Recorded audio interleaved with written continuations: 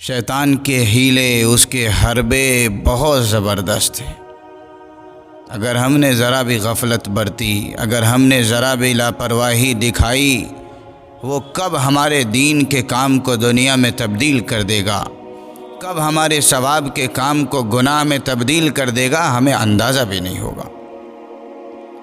اس کی ایک مثال سمجھیے، ہم سب نے نوٹس کیا ہوگا کہ ہم نے کسی کو سمجھایا، کسی کو کوئی دین کی بات بتائی کہ فلاں یہ کام ایسے کرنا ہے، اس نے ہماری بات نہیں مانی، اس نے سامنے سے کچھ اس کا ریزن دیا، کچھ وجہ بتائی کہ ہم ایسے کریں گے۔ اب بتانے والے شخص کے لیے کیا تھا، اللہ تبارک و تعالیٰ کا اس کے لیے کیا حکم ہے؟ اللہ نے اپنے نبی کو بتایا، انک لا تہدی من احببت، آپ جس کو چاہیں ہدایت دے دیں، نہیں دے سکتے۔ ہدایت اللہ رب العالمین کے قبضے قدرت میں۔ اسی طرح دوسری جگہ فرمایا، لست علیہم بمسیطر، آپ ان پر مسلط نہیں ہیں، آپ کا کام بتانا ہے، آپ کا کام سمجھانا ہے، راستہ دکھانا ہے، اس راستے پر ہاتھ پکڑ کر چلانا اور منزل تک پہنچانا، یہ آپ کا کام نہیں۔ تو اس بتانے والے کے لیے ہدایت اللہ اور اس کے رسول کی طرف سے یہ تھی۔ اب بتانے والے نے جب دیکھا کہ میری بات سامنے والا نہیں مان رہا، اب اس کا طرز عمل یہ ہوتا ہے کہ وہ اڑ جاتا ہے، کیسے نہیں مانے گا تو میری بات، تجھے میری بات ماننی ہوگی، تو جاہل ہے، تو فلاں ہے، تو فلاں ہے۔ اب یہ تھی تو دین کی بات، لیکن اس طرز عمل نے کب اس دین کی بات کو دنیا میں تبدیل کیا؟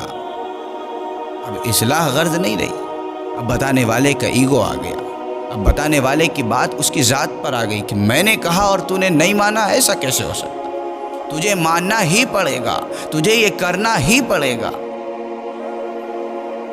تو یہ طریقہ شریعت کا طریقہ نہیں ہے، یہ طریقہ دین نہیں سکھاتا۔ آپ دین کی بات بتا رہے ہو تو طریقہ بھی دین ہی کا ہونا چاہیے۔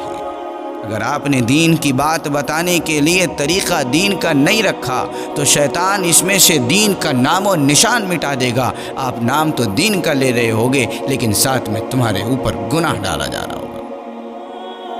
اس لیے میرے عزیز دوستوں اور بزرگوں، قرآن ہم اٹھاتے ہیں، اللہ رب العالمین نے اپنے نبیوں کو جو ہدایت فرمائی ہے، اپنے نبیوں کو جو رہنمائی فرمائی ہے کہ تم فلاں کے پاس جا رہے ہو، تمہیں رہنمائی کیسے کرنی ہے، تمہیں اللہ کی بات کیسے پہنچانی ہے، تمہیں اللہ تبارک و تعالیٰ کے احکام کیسے ان تک پہنچانے ہیں، اللہ نے طریقہ بتایا۔ فرمایا، ادعو الی سبیل ربک بالحکمہ، حکمت کو تلاش کرو، ایسا موقع تلاش کرو، ایسا وقت تلاش کرو، مناسب وقت میں مناسب طرز کے ساتھ، بہترین لب و لہجے کے ساتھ اللہ کا کلام پہنچاؤ۔ والموعظۃ الحسنہ، لہجہ تلخ نہ ہو، بہت محنت، عمدگی کے ساتھ، نرمی کے ساتھ اللہ کا احکام پہنچاؤ۔ فرمایا، فقولا لہ قولا لینا لعلہ یتذکر او یخشی۔ حضرت موسیٰ، حضرت ہارون علیہ السلام کو جب اللہ نے فرعون کے پاس بھیجا، ایسے ظالم بادشاہ کے پاس بھیجا، تو یہ نہیں کہا کہ وہ ظالم ہے، اس کے ساتھ جا کر ایسے ہی زبردست انداز میں گفتگو کرو، نہیں۔ اس سے فرمایا، اللہ تبارک و تعالیٰ نے حکم دیا کہ نرمی والی بات کرو، نرم انداز میں گفتگو کرو، لعلہ یتذکر او یخشی۔ جب تم نرم انداز میں گفتگو کرو گے تو تمہاری بات اس پر زیادہ مؤثر ہوگی، ہو سکتا ہے وہ تمہاری بات قبول کر لے، ہو سکتا ہے اللہ کا ڈر اور خوف اس کے دل کے اندر آ جائے۔ تو دین کا طریقہ اصل یہ ہے، دین کا طریقہ اصل یہ ہے کہ ہم نرمی سے اپنی بات رکھیں، سامنے والا نہیں مان رہا، ہم دوبارہ کبھی پھر اچھا موقع دیکھ کر اس کو سمجھانے کی کوشش کریں، بٹ یہ کہ ہم اڑ جائیں کہ تجھے ماننا ہی ہوگا، ایسا کیسے ہو سکتا کہ تو نہ مانے، یہ دین نہیں ہے۔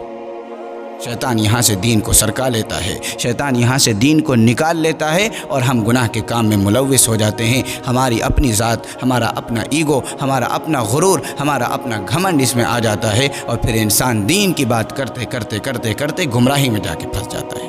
اس لیے میرے عزیزوں، اس کا خیال رکھنا ہے کہ ہم جب دین کی بات کریں تو دین کے طریقے کے مطابق اپنے دین کی بات کریں۔